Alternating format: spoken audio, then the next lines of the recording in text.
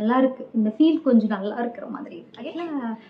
தம்பி பிறந்து 7 இயர்ஸ் ஆச்சுல்ல, அவனை 7 இயர்ஸ்க்கு அப்புறம் இந்த கேப் வந்து நல்லா இருக்கு. இப்போ ஒரு குட்டி குழந்தை கையில வரும்போது எவ்வளோ சூப்பராக இருக்குல்ல. ஹாய் மக்களே, இன்னைக்கு வீடியோ நம்ம என்ன பார்க்க போறோம்னா, நான் என்னோட டெலிவரிக்காக ஹாஸ்பிட்டல் பேக்ஸ்லாம் பேக் பண்ணியிருக்கேன். அதில் என்ன இருக்குன்னு நான் உங்களுக்கு காமிக்கிறேன். நார்மலாகவே நான் டெலிவரி நிறைய வீடியோஸ் நான் பார்த்துருக்கேன். அதில் வந்து டெலிவரி பேக் பேக் பண்ணும்போது அவங்க மோஸ்ட்லி நிறைய பேர் என்னென்னா ஒரு முக்கியமான ஐட்டமாக அவங்க மறந்துருப்பாங்க. அது என்னென்னா பழைய சாரீஸ் நான் யாருமே சொல்லி பார்த்ததில்லை. ஏன்னா ஹாஸ்பிட்டலில் கேட்பாங்க, நம்ம ப்ரைவேட்டில் பார்த்தாலும் சரி, ஜிஹெச்சில் பார்த்தாலும் சரி, கண்டிப்பாக அந்த சாரீ கேட்பாங்க, பழைய சாரீஸ் கேட்பாங்க. கண்டிப்பாக ஒரு 4 சாரீ அது வேணும். 4 சாரீ கண்டிப்பாக மேண்டேட்டாக ஒரு 4 சாரீ வேணும். பழைய காட்டன் சாரீஸ் எடுத்துக்கோங்க, ஓகேவா? நான் அந்த மாதிரி தான் எடுத்திருக்கேன். ஒரு 4 சேலை பழைய சாரீ பேக் பண்ணி வச்சுருக்கேன். அண்ட் இதுக்குள்ளே வேறு என்ன இருக்குன்னா, என்னோட 2 நைட்டிஸ் இருக்குது. 2 நைட்டி மட்டும்தான் எடுத்தேன், பேக் பண்ணல. ஏன்னா ஹாஸ்பிட்டல் வீட்டுக்கு பக்கத்தில் தான் இருக்குது. வேணும்னா அம்மா வந்து எடுத்துப்பாங்க. ஸோ அதனால் நான் பெருசாக நிறைய எனக்கு நான் பேக் பண்ணல. ஸோ இதில் வந்து 4 பழைய சாரீ, 2 ஃபீடிங் நைட்டி, அதாவது ஜிப் வச்ச நைட்டி, அண்டு ஒரு ஃபீடிங் டாப் ஒன்று எடுத்திருக்கேன். இதுக்கும் இருக்கட்டும்னு சொல்லி.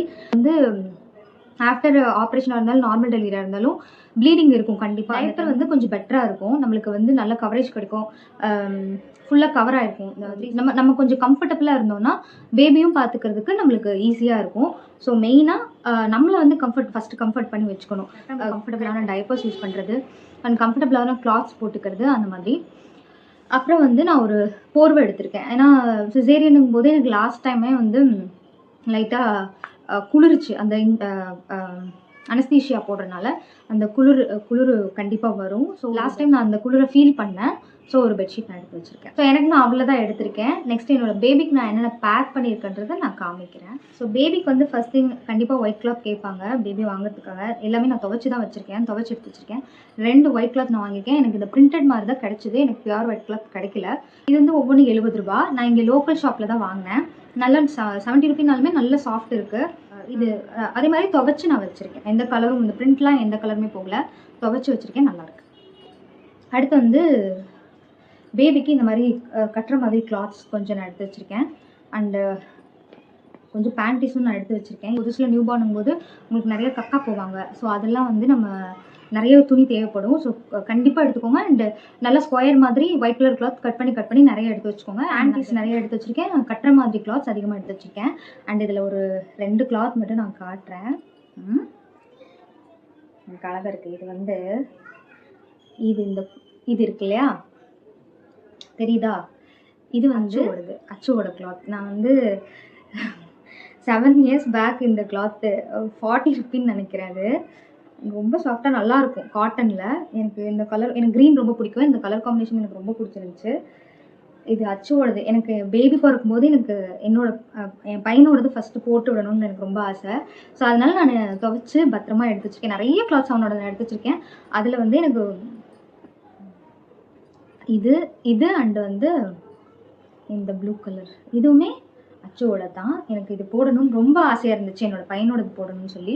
ஸோ அதனால் துவைச்சி நான் பத்திரமா எடுத்து வச்சுருக்கேன். நெக்ஸ்ட் வந்து அது நான் எடுத்து வச்சுருக்கேன், தம்பியோடது. எனக்கு ரொம்ப ஒரு மாதிரி எமோஷ்னலாக இருக்குது பார்க்கும்போதே.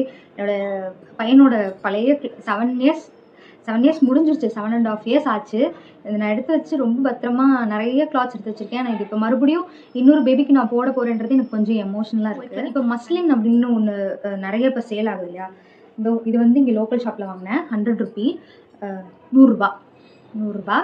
அண்ட் வந்து இது இந்த ஒயிட் கிளாத்லாம் போடணும்னு சொன்னாங்க. பியூர் ஒயிட் கிளாத் வந்து எனக்கு லோக்கல் ஷாப்பில் எங்கேயுமே கிடைக்கல.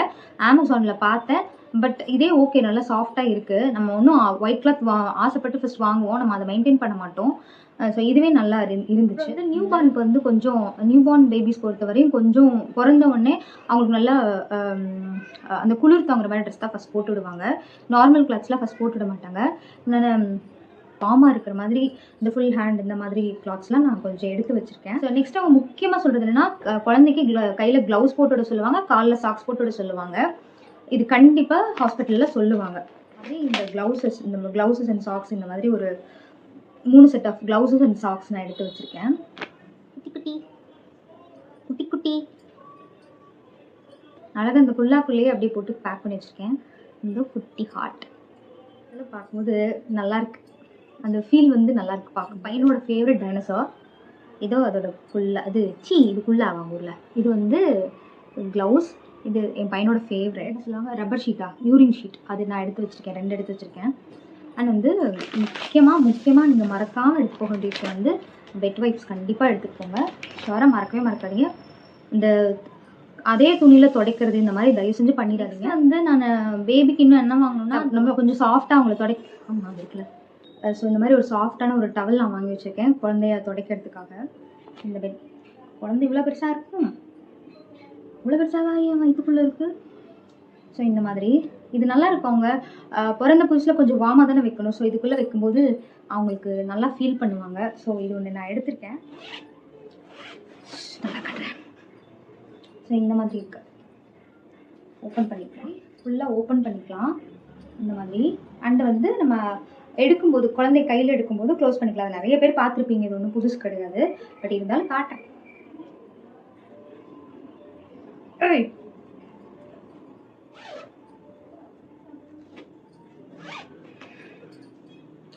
இந்த மாதிரி க்ளோஸ் பண்ணிட்டா இந்த இப்படி இருக்கு, நல்லா இருக்கு, ஜாலியாக இருக்கு. இதில் வச்சு பேபி நம்ம வாங்கிக்கலாம். அண்டு எனக்கு ரொம்ப எக்ஸைட்டடாக இருக்குது. நான் நிறைய திங்ஸ் கண்டிப்பாக மறந்துருப்பேன். பேக் பண்ணது இதெல்லாம் தான் பேக் பண்ணேன். எனக்கு ஞாபகம் ஒரு இன்னும் கொஞ்சம் டேஸ் இருக்கு இல்லையா, அதில் ஏதாவது ஞாபகம் வந்துச்சுன்னா நான் எடுத்து வச்சுக்குவேன். ஸோ ஆஃப்டர் 7 இயர்ஸ் நான் மறுபடியும் என் கையில் ஒரு குட்டி வாண்டு வாங்க போகிறேன். இந்த குட்டி வாண்டு மாதிரி இன்னொரு குட்டி வாண்டு வரப்போகுது. ஸோ எனக்கு ரொம்ப எக்ஸைட்டடாக இருக்குது. எனக்காக கண்டிப்பாக ப்ரே பண்ணிக்கோங்க, நல்லபடியாக குழந்தை பிறக்கணும்னு. நான் ஹாஸ்பிட்டல் போய்ட்டு வீடியோ எடுத்து நான் கண்டிப்பாக அப்லோட் பண்ணுவேன். வீடியோஸில் நான் கண்டிப்பாக அப்லோட் பண்ணுவேன். நீங்கள் மறக்காமல் என்னை சப்ஸ்கிரைப் பண்ணிக்கோங்க. நான் பேபிஸ்க்கு டைப்பர் அவ்வளோ யூஸ் பண்ணது கிடையாது, நான் யூஸ் பண்ண மாட்டேன். என்னோடய பையனுக்கும் நான் டைப்பர் யூஸ் பண்ணல. வின்டரில் வந்து நைட்டு நிறையா சுற்றி போவாங்க, நானும் நல்லா தூங்கிடுவேன். ஸோ அந்த டைமில் அவங்க அந்த ஈரத்துலேயே படுப்பாங்க.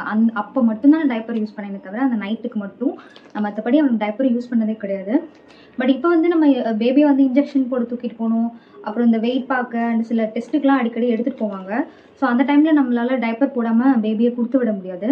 ஸோ அந்த பர்பஸ்க்காக நான் இந்த மாதிரி கிளாத் டைப்பர் நான் வாங்கி வச்சுருக்கேன். ஸோ இந்த மாதிரி கிளாத் டைப்பர்ஸ் இருக்குது.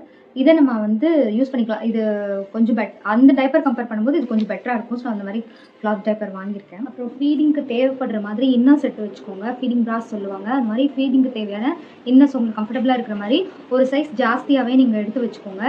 அது கண்டிப்பாக யூஸ் ஆகும். ஏன்னா ஆஃப்டர் டெலிவரி நம்மளோட சைஸஸ் கொஞ்சம் சேஞ்ச் ஆகும். ஸோ ஒரு சைஸ் இப்போ சி அப்படின்னா ஒரு டி வாங்கிக்கோங்க. அந்த மாதிரி கொஞ்சம் வாங்கிக்கோங்க. சியில் 2 வாங்கிக்கோங்க, டியில் 2 வாங்கிக்கோங்க.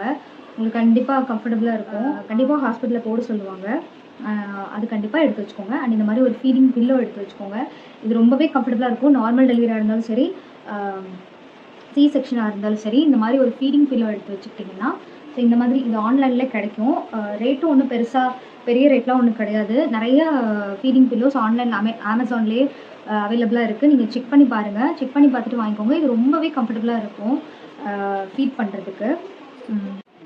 ஸோ நான் வந்து ஃபஸ்ட் டெலிவரியில் இதிலெல்லாம் காசு போட்டு வாங்குறதா, இதெல்லாம் காசு போட்டு நம்ம வாங்கணுமா அப்படின்னு நான் யோசிப்பேன். ஈவன் நம்மளுக்கு யூஸ் பண்ணுற டைப்பர்ஸ் ஆகட்டும், சில விஷயம்லாம் வந்துட்டு நம்ம இதெல்லாம் வந்து காசு போட்டு எதுக்கு வாங்கணும் அப்படின்னு நான் யோசிப்பேன்.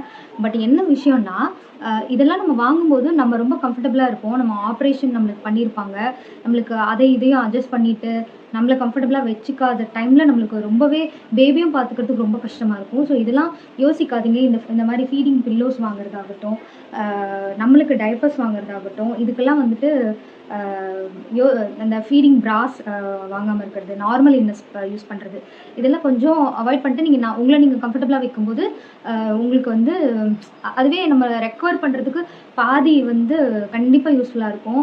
நம்ம வந்து அந்த டைமில் நம்ம உடம்பை நம்ம பார்த்துக்கணும். ஸோ அந்த மாதிரி ரொம்ப கம்ஃபர்டபுளாக இருக்கும்போது நம்மளுக்கு இன்னும் ஈஸியாக ரெக்கவர் ஆகிறதுக்கு இன்னும் கொஞ்சமே அது சின்ன விஷயந்தான், ஆனால் அது ரெக்கவர் ஆகிறதுக்கு ரொம்பவே யூஸ்ஃபுல்லாக இருக்கும். ஸோ இந்த மாதிரி நீங்கள் யோசிக்காதீங்க. ஒரு சில விஷயத்துக்கு தேவையில்லாத விஷயத்துக்கு காசு இன்வெஸ்ட் பண்ணுறதை விட்டுட்டு தேவையுள்ள விஷயத்த இந்த மாதிரி நீங்கள் வாங்கி யூஸ் பண்ணுங்கள். கண்டிப்பாக உங்களுக்கு கம்ஃபர்டபுளாக இருக்கும்.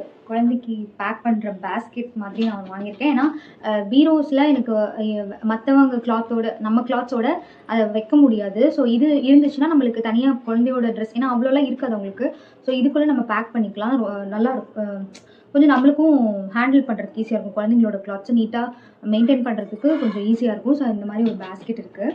இதில் நான் வந்து பேபியோட திங்ஸ் எல்லாம் பேக் பண்ணியிருக்கேன். இந்த வீடியோ பார்த்து என் தங்கச்சியோட ஃப்ரெண்ட்ஸ்லாம் வருவாங்க, நீங்கள் இதை மறந்துட்டீங்கக்கா அப்படின்னு. அந்த மாதிரி ஏதாவது இருந்துச்சுன்னா ஃபோன் பண்ணி சொல்லுங்கடா, நான் பேக் பண்ணிக்கிறேன். ஸோ அடுத்து வந்து உங்களோட ரிப்போர்ட்ஸ், ஹாஸ்பிட்டல் ரிப்போர்ட்ஸ் எல்லாமே எடுத்துக்கோங்க. எதுவுமே மறக்காதீங்க. அண்ட் கவர்மெண்ட்டில் நீங்கள் கொடுத்துருப்பீங்கள்ல அந்த புக், கவர்மெண்ட்டில் ரெஜிஸ்டர் பண்ணியிருப்பீங்கள்ல அந்த அட்டை மாதிரி கொடுப்பாங்க, அதை எடுத்துக்கோங்க. அண்ட் உங்களோட ரிப்போர்ட்ஸ் நீங்கள் எந்த ஹாஸ்பிட்டல் பார்க்குறீங்களோ அது சம்மந்தமான ரிப்போர்ட்ஸ் எல்லாமே நீங்கள் கண்டிப்பாக கேரி பண்ணிக்கோங்க. இந்த நம்மளுக்கு தேவையான அந்த ஃப்ளாஸ்க்கு, டம்ளர்ஸு, பிளேட்ஸு, அந்த மாதிரி திங்ஸ்லாம் கொஞ்சம் எடுக்கணும். அடுத்தடுத்து இந்த ஹாஸ்பிட்டல் அப்டேட்ஸ் நிறைய வரும். என்னோட டேட் ஃபிக்ஸ் பண்ணுறது, நான் எப்படி டேட் ஃபிக்ஸ், அவங்க எப்படி ஹாஸ்பிட்டலில் டாக்டர்ஸ் எப்படி டேட் ஃபிக்ஸ் பண்ண சொல்கிறாங்க, அந்த மாதிரி நிறைய விஷயம் நான் வீடியோஸில் போடுறேன். கண்டிப்பாக என் வீடியோ தொடர்ந்து பாருங்கள். நான் அந்த மாதிரி அப்டேட்ஸ் நிறைய கொடுப்பேன். Thank you so much.